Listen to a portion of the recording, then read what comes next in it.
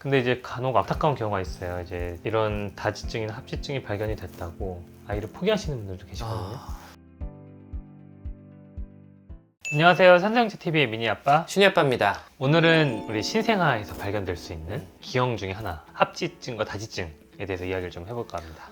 이게 산전에 알고 태어나는 경우도 있긴 한데요. 간혹 이제 태어나서 처음 발견해가지고 맞아요. 깜짝 놀라는 경우가 되게 네, 많아요. 이럴 때는 산부인과 의사도 되게 놀라죠. 이게 또 생각보다 흔하거든요. 네. 그래서 제가 최근에 이런 환자를 몇 명 이제 진료를 해가지고 보호자분들께 설명을 드렸어요. 네. 이 영상 하나 있으면 좋겠다 생각이 들어서 오늘 영상을 기획하게 됐습니다. 네, 근데 실제로 정밀 초음파 볼 때 다른 거는 잘 모르셔도 손가락 발가락 개수는 되게 궁금해하세요. 저는 이제 웬만하면은 이제 손가락 발가락이 잘 나오게 사진 찍어서 보여드리려고 하는데 그때 항상 드리는 말씀이 초음파에서 보이는 거랑 실제는 좀 다를 수 있다. 그 말씀을 드리긴 합니다.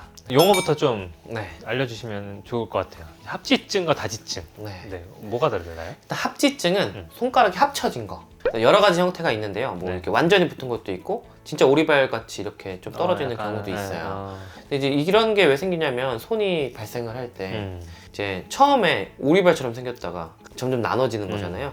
이 나눠지는 과정에서 좀 문제가 생길 때 합지증이 생긴다고 알려져 있고, 다지증은 이제 손가락 발가락이 한쪽에 5개보다 더 많을 때 다지증이라고 합니다. 이거는 이제 손가락 뼈나 이런 게 생길 때 이상이 생기면 다지증이 생긴다고 알려져 있어요. 네. 그러면 이게 뭐가 더 흔해요? 합지증과 다지증? 다지증이 더 흔해요. 다지증은 한 1000명당 1명 정도? 그게 동양인한테 더 흔하다고 알려져 있습니다. 근데 합지증은 한 2,500명당 1명 정도 이렇게 통계적으로는 그렇게 되어 있고요. 네네. 근데 신기한 게 다지증은 손가락, 발가락 둘 다 잘 생겨요. 근데 합지증은 손이 더 많이 생겨요.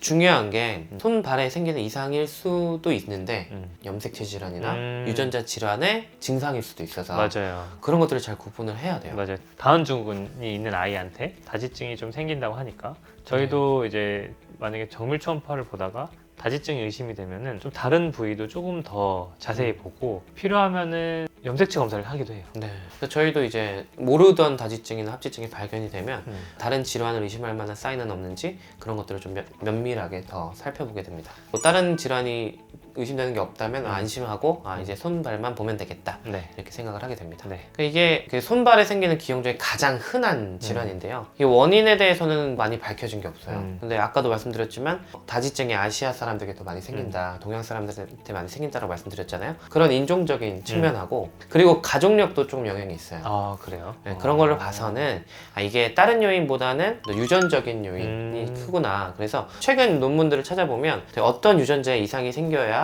그게 다지증이나 합지증이 생기는지 그거에 좀 포커스가 맞춰져 있더라고요. 다인자 유전이라고 저희가 말씀을 드리죠. 여러 가지 유전자의 영향도 있을 수 있고 어떤 뱃속의 환경적인 영향이 함께 이렇게 영향을 끼칠 수 있다라고 생각하시면 되겠고, 제가 이 유전자의 원인을 강조드린 이유가 어머님들이 엄청 자책하시는 분들이 많아요. 이게 내가 그때 감기약을 잘못 먹어서 애가 손가락이 이렇게 됐나, 이런 그 걱정하시는 분들이 많아가지고 이게 그런 건 아니다. 손발가락 발달은 초기에 이루어지고 그때 약 잘못 드셨으면 사실 손가락 발가락 문제보다는 중요한 기관의 문제가 생겼겠죠. 그렇기 때문에 엄마가 자책하실 문제는 아니다 라고 조금 생각하시면 될 것 같아요. 네. 보통 임신 20주에서 22주 사이에 정밀 초음파를 볼 때 손가락 발가락 개수도 다 본단 말이에요. 근데 이게 보기가 쉽지 않아요, 사실. 왜냐면 그 뱃속에 있는 아이 초음파를 보면은 주로 뼈가 보이거든요.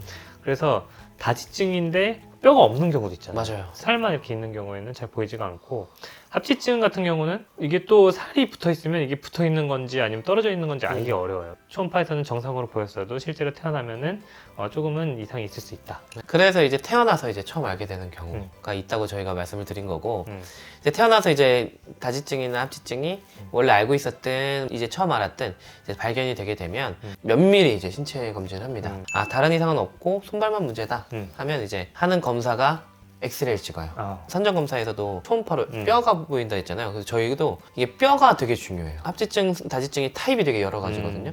예를 들어서 합지증 같은 경우는 살만 붙은 경우, 뼈도 붙은 경우, 맞아요. 뼈가 융합된 경우 뭐 이런 것들도 있어요. 그래서 그런 것들에 따라서 치료 방법이 다르고, 다지증도 아까 말씀하신 살만 나온 경우 아니면 뼈랑 근육까지 나온 경우 이런 게 다 다르고 그거에 따라 치료 방법이 다르기 때문에 엑스레이를 통해서 뼈가 어디까지 자랐는지 어디까지 붙었는지 이런 것들을 확인하게 됩니다. 네. 그럼 보통 이제 수술을 하잖아요. 소아정형외과나 뭐 수부외과에서 네. 수술을 하게 되는데 언제 해요? 발견되면 바로 하나요? 일단 다지증 중에 살만 나온 애들은 수술 안 할 수도 있기는 해요. 우리 탯줄 떨어지는 것처럼 묶어놓으면 이게 똑 떨어지는 경우도 있어요. 그럼 간단하게 할 수 네, 있겠네요. 그거는 이제 외래에서도 할 수가 있는데 네. 이제 뼈까지 나온 아이들은 수술을 해야 되고 그렇죠. 이제 항상 아기들 수술할 때는 고민이 있어요. 의사들이 이거를 빨리 수술해주면 좋겠지만 이 마취를 아이가 견딜까. 그래서 다지증인 합지증은 빨리 수술을 해주고 운동 발달에 대한 그렇죠. 교정을 네. 해줘야 아이들이 발달을 또 잘하니까 어. 최대한 빨리 해주고 싶은데 언제가 안전할까. 음. 이거에 대해서 조금 센터마다 나라마다 좀 차이가 있더라고요. 어. 근데 보통 이제 6개월 이후에는 하면 된다. 이렇게 알려져 있고 그래서 딱 정해놓은 시기는 없고 6개월에서 한 만 2돌 이전 이쯤에 수술하는 걸로 요즘 많은 센터들이 그렇게 시행을 하고 있습니다. 여러 가지 상황을 봐서 해야겠네요. 특히 그 합지증 같은 경우는 이 합쳐져 있는 걸 떼면 여기 피부가 필요하잖아요. 아, 그러네. 그렇기 때문에 애가 너무 작으면 이 피부가 모자라서 수술 못해요. 아. 그래서 수술을 1차로 안 끝나고 2차, 3차까지 가는 경우도 있다고 하고요. 네. 그래서 이거는 이제 어떤 타입의 합지증이냐, 다지증이냐 이런 거에 따라서도 차이가 있을 수 있습니다. 네. 그리고 이제 이렇게 수술을 하게 되면 이제 합지증이나 다지증이나 결국은 이렇게 살을 째고 꼬맸기 때문에 캐스테를 좀 하고 좀 지내야 되고요. 그 이후에 상처가 잘 아물고 나서 운동이 잘 되는지도 되게 중요해요. 그러네.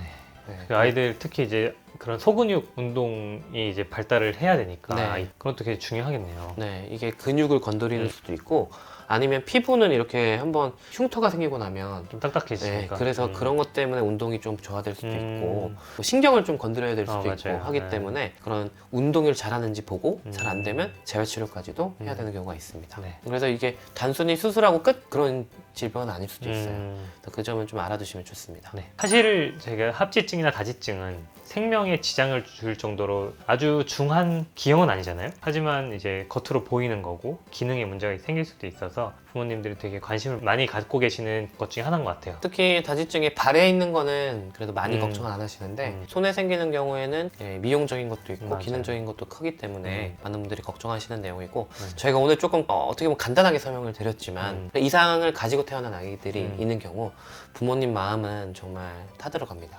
근데 이제 간혹 안타까운 경우가 있어요. 이제 이런 다지증이나 합지증이 발견이 됐다고 아이를 포기하시는 분들도 계시거든요.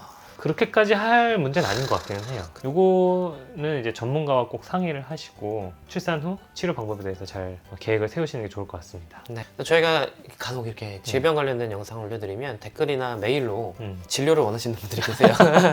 진료처럼 자세한 상담을 이렇게 비대면으로 하긴 좀 어렵거든요. 맞아요. 그리고 이게 네. 그 진료라는 건 아기를 쭉 보고 해야 되는 거기 때문에 그런 것들은 저희가 하기가 어려워서 이렇게 댓글이나 이런 걸로 너무 복잡한 자세한 상담을 좀 요청하시면 좀 곤란하고요.